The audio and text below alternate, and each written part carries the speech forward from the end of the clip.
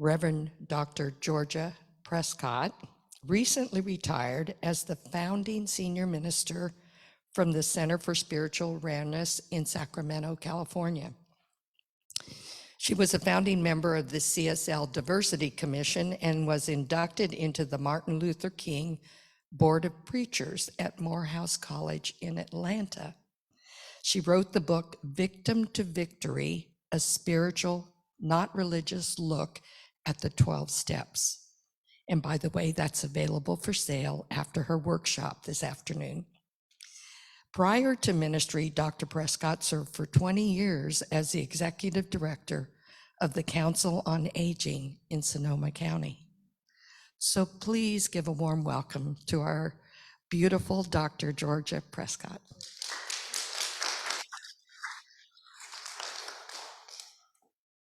Thank you. It's so great to be here. Can you all hear me? Okay, good, good. Well, the title of my talk today is Passover, because Passover starts tomorrow. And I always like to anchor my talks in a basic spiritual teaching from our founder, Ernest Holmes, because I've, like you, probably have been to ministers and you've spent 20 minutes listening to them and you're not quite sure where they were going or where they went. And I don't want that to happen to me, so I try not to get too far afield of a basic spiritual thought. And the one I've chosen today is, you are never alone. You are never alone. Sometimes we think we're alone because we don't have a human being that we completely trust, who understands that what we're going through. We don't have somebody we trust to fully understand what it means to go to work every day at a job we hate, and we think we're alone. We don't have a human being that understands that there's something wrong with our marriage. We can't just put our finger on it, but it's not what we hoped it would be, and we think we're alone.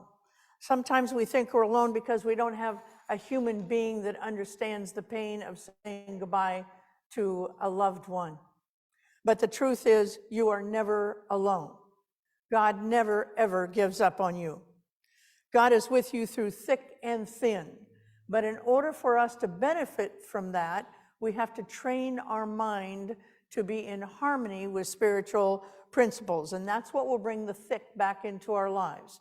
Understanding and being in harmony with spiritual principles. You know, it doesn't do any good to understand what spiritual principles are. We can do all the reading in the world, but if we don't harmonize our own life to those spiritual principles, we won't know the benefit that is available to us. Sometimes I hear people say, boy, God has blessed me so much right now. And what I want to say is, God didn't wait until right now to bless you. And God didn't wait right now to bless me. We've been blessed this whole time. Something in our heart, something in our mind, something in our life opened our mind and our heart to the understanding that we are being blessed. And sometimes that may be as simple as hearing the victory story of somebody else. That might be what opens our heart and our mind. So today I want to look at what Jews all over the world are beginning to prepare themselves to say during this Passover time. And that's the story of Passover. Now, you and I know that we are all the people in the Bible. We're the good folks in the Bible, the ones who rescue people, and the ones that need rescuing in the Bible. The ones who are behaving well, and the ones who might behave well in the future, but not making it right now today. So I want to just make sure we understand that. Well, this story begins in the life of Jews who were slaves, and when it was very thin times for them in Egypt. They were left in peace up until the time a new king, a new Pharaoh came to be. And this new king, this new Pharaoh was threatened. One day he looked up and he said, my God, there are too many Jews in the world. There are too many Jews in here in Egypt. So we're going to have to do something about that.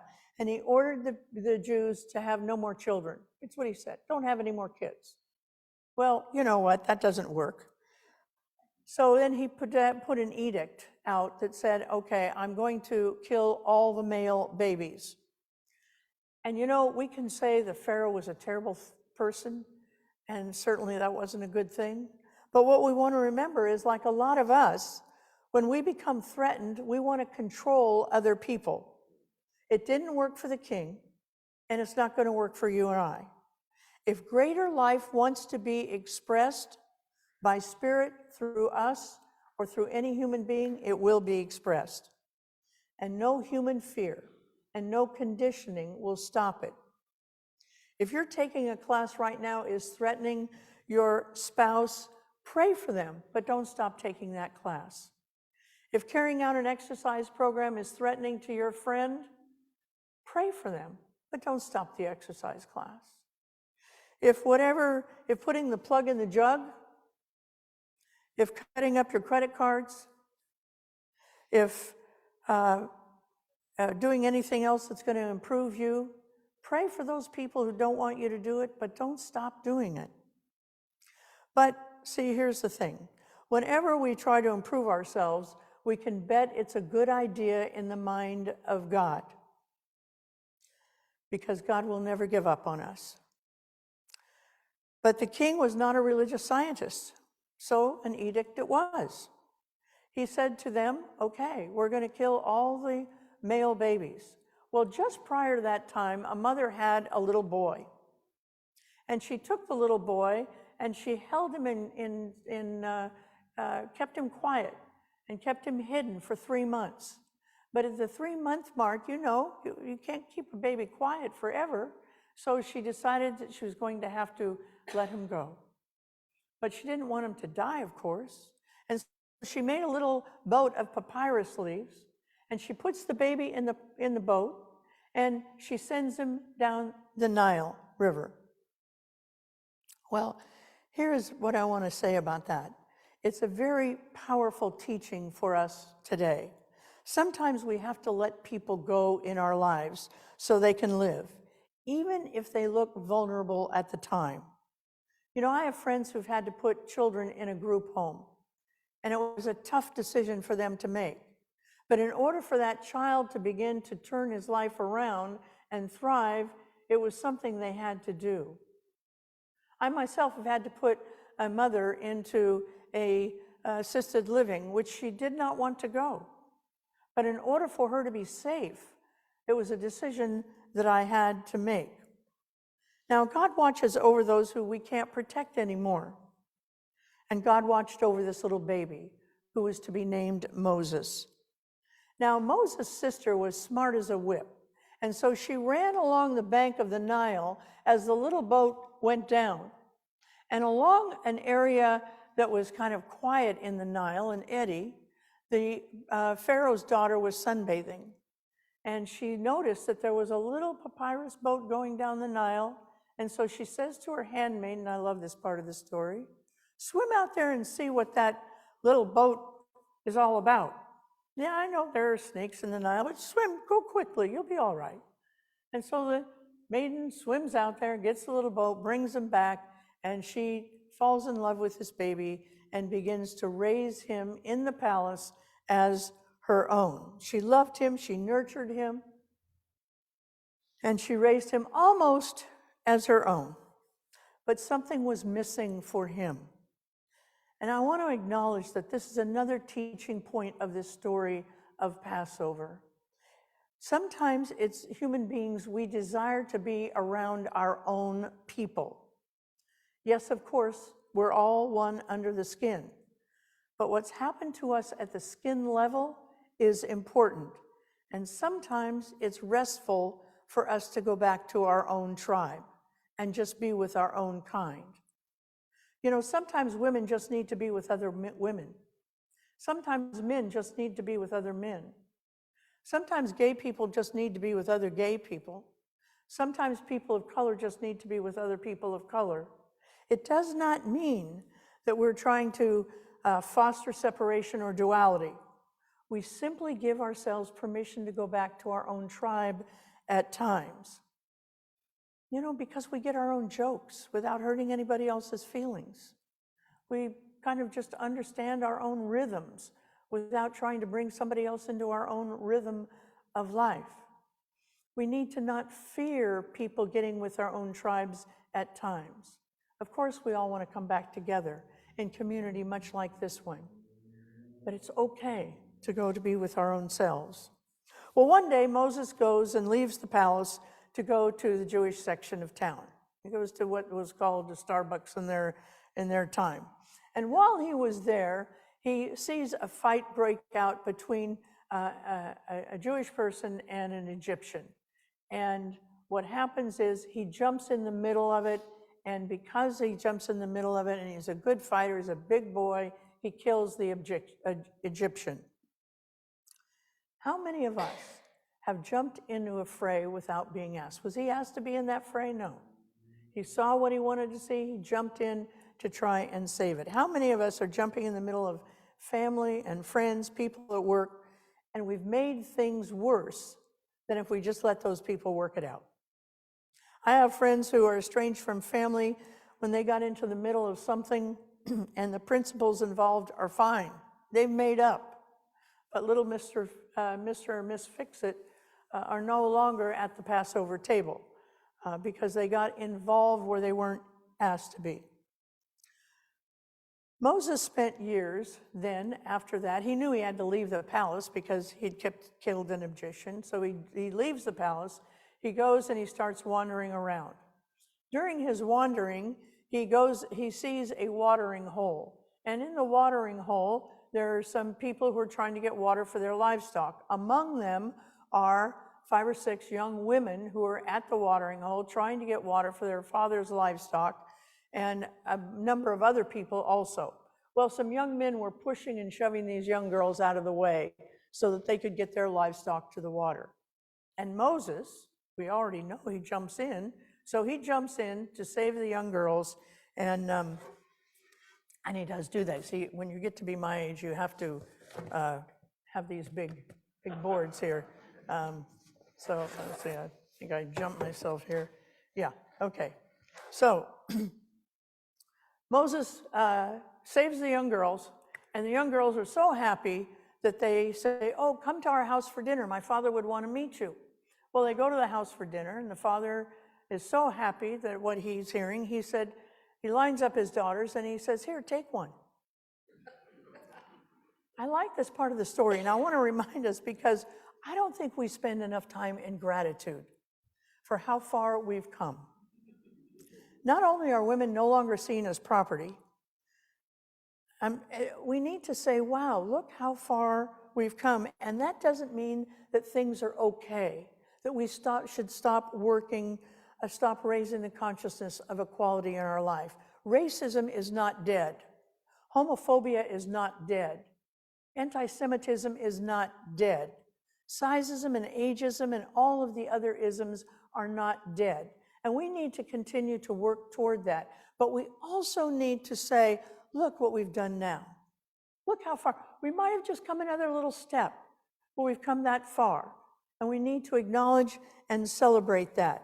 If you're struggling with food and you pass up one little piece of chocolate cake, you need to take the time to say, hallelujah. Things are different now. Well, back to Moses, he spent many years as a sheep herder for his father-in-law. And one day, he comes across a burning bush. And the burning bush happens when God wants to get our attention that we're not keeping up. See, it was never God's intention for Moses. Sheep herding is a very honorable profession, nothing wrong with that, but he wanted more out of Moses. And so in order to get Moses' attention, he had to create something big, like the burning bush. See, when God wants to get our attention and you're not keeping up, a burning bush will appear. If we're not taking care of our marriages and we're just ignoring the signs of trouble, divorce will happen. If we're not taking care of our bodies, ailments will happen. If we're not taking care of our spiritual life, depression, addiction, loneliness, all of that can happen. Well, God says to the at that moment to Moses, take off your shoes. You are standing on holy ground. See, I think today God would tell us, look, take off your shoes. You're standing on holy ground. He would say, remove whatever it is that you've got keeping you from understanding that you are always, with every step, on holy ground. Take off whatever has you defensed. If it's your false pride, take it off because you're standing on holy ground. False modesty, you're standing on holy ground. Let it go. Your gossiping habit, let it go. You're standing on holy ground. Your grip, that grip you have on a childhood that was horrible, it's time to let it go. You're standing on holy ground. Resentment of your ex, time to let it go. You're standing on holy ground now. And I am with you with thick and thin, God would say. Moses did what many of us do. When God appears to us, we start to argue. When a good idea in the mind of God hits us in our consciousness, that's when we start to argue, and that's what Moses did. He said, I'm too old, I have a stutter, I have to tend the sheep, I'm busy, I can't do it. See, God called Moses into a greater expression of himself, and when he did that, he did what he does for us. He gives us everything we possibly could ever need to succeed. You want an advanced degree? Everything you need is right there. You want to turn your marriage around? Everything is right there. Attract an available partner or improve your health? Everything you need is right here. Now, as odd as that sounds, because we can't see it often, we can't see it because we're defensed. We can't see it because we forget we're standing on holy ground. Is it easy? No, it wasn't easy for Moses either. God gave him a staff that was magical. He gave him an ability to turn water into blood, which was shocking. He gave him a hand that would turn into ash and then turn back into his regular hand. And still, even with all that stuff, it wasn't easy. But God had called Moses to do a big job. And he reminded him that he would be there through thick and thin. So Moses finally gave up the argument and said, okay, all right, I'll do it. What do you want me to do? And then he said to him, go to the Pharaoh, go to the king, and tell him, let my people go. Let them experience freedom. Now, I can't even imagine what Moses thought when he heard that. That is way too big an order. I am not going back to the place that they probably will kill me as soon as I get there. I don't speak well. I'm not going there. I'm not going to tell this king who hates Jews to let my people go. He'd think I was nuts. Well, when the presence of God will tell you something, so that you can, where is the presence of God telling you something right now that you can experience more freedom in? If you let go of TV, would you experience more freedom? Letting go of your adult children trying to run your life, then would you experience more freedom? Letting go of a grip you have on grief, then would you experience more freedom? Letting go of rehashing stories that happened to you 3 marriages ago, would that give you more freedom? Your fear of not measuring up, would that give you more freedom? Fear of a prognosis, would that give you more freedom? See, a lot of what we have in religious science is not about getting more, it's about letting go and having less attached to us. But we become like the Pharaoh, and we think we can't live without those things.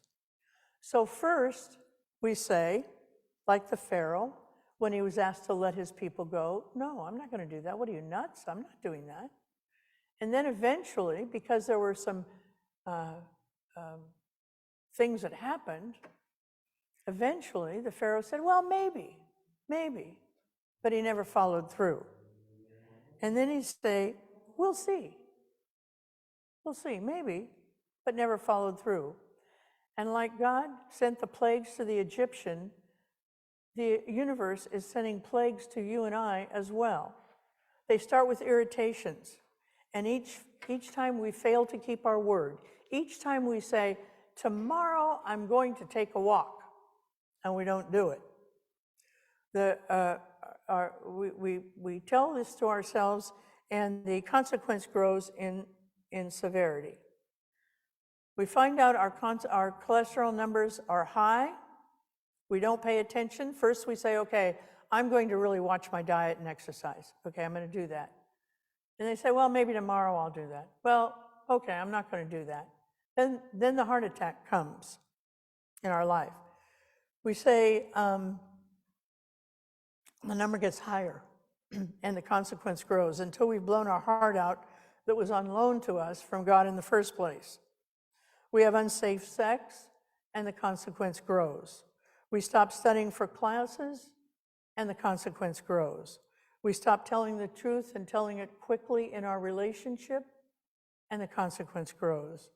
We spend money we haven't accepted yet and the consequence grows. If we're willing to listen to the voice of God within us, we don't have to put ourselves through all the plagues that happen to us in our lives. Our God is an almighty and gentle God. If we're ignoring the steps we need to take to be in harmony with a universal intelligence, God will simply continue to provide a louder call. The last call, the one that the Pharaoh was going to kill all the newborns. Is it harsh? Yes, that was harsh. But it's a powerful lesson here. New birth will be killed within you, not by an angry external God, and not by some king, but by holding on to behaviors which no longer serve us. God told the Israelites, smear lamb's blood over your door, so I will know which to pass over as I kill the infants. Did you ever wonder why you're passed over for blessings when folks who are sitting right next to you are feeling blessed? Only you and I know that answer. Only you and I know that answer. But I encourage us all, myself included, to look at what we might be holding on to that's keeping us in the way of the birth of a next step. So God told the Israelites to go to the Red Sea, and as they were traveling, the Pharaoh went back on his word one more time. He chased the Israelites into the Red Sea, and what happened is God parted the Red Sea, and they were safe. Passover is a story of Judaism, but it is also a universal story of truth.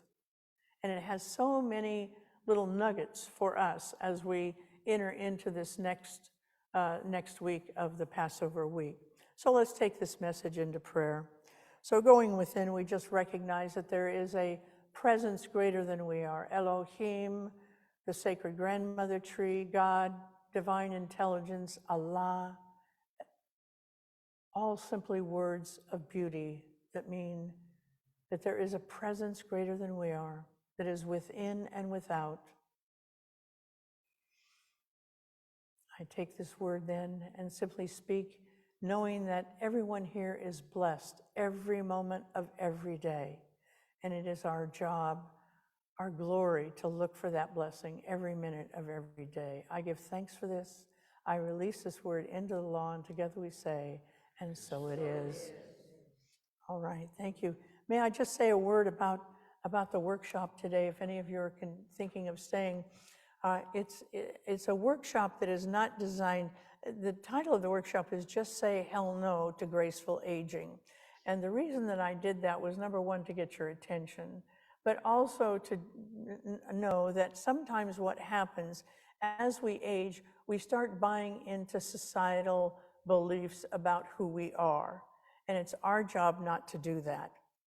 And so this workshop is not about external aging, it's about internalized aging.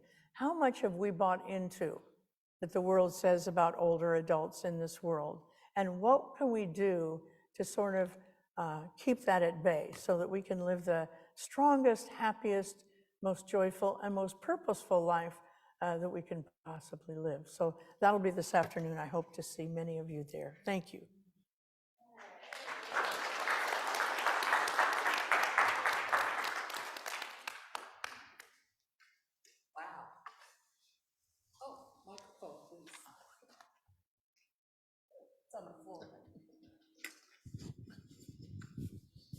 Ran off without my mic. Ooh.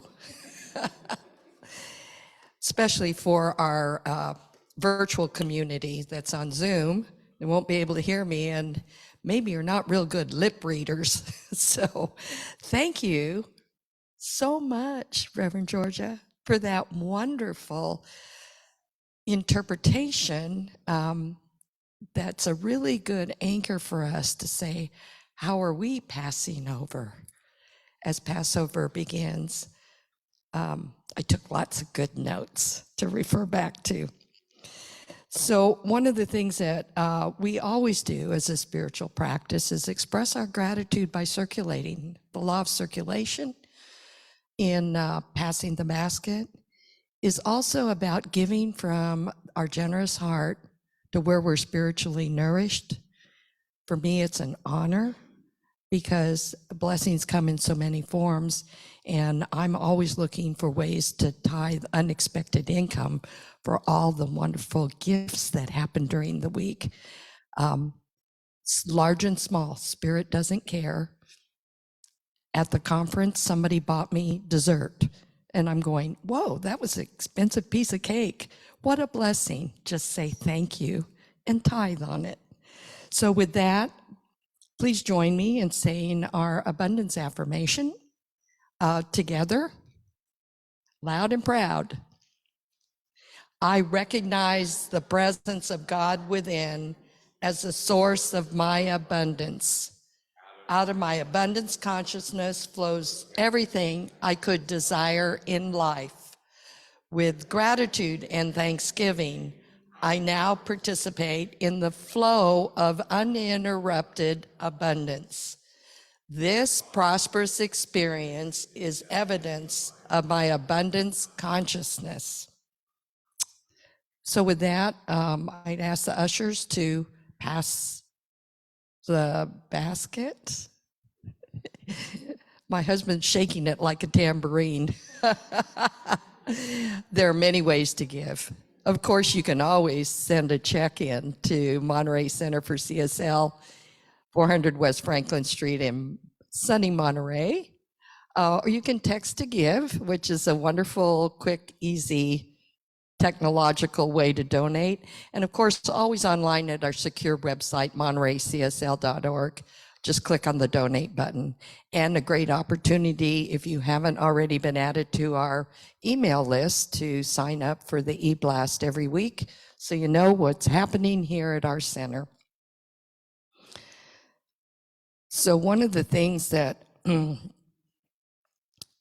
think is important to remind everybody throughout our community, virtually and in person, is tomorrow's Earth Day, and a great opportunity to celebrate.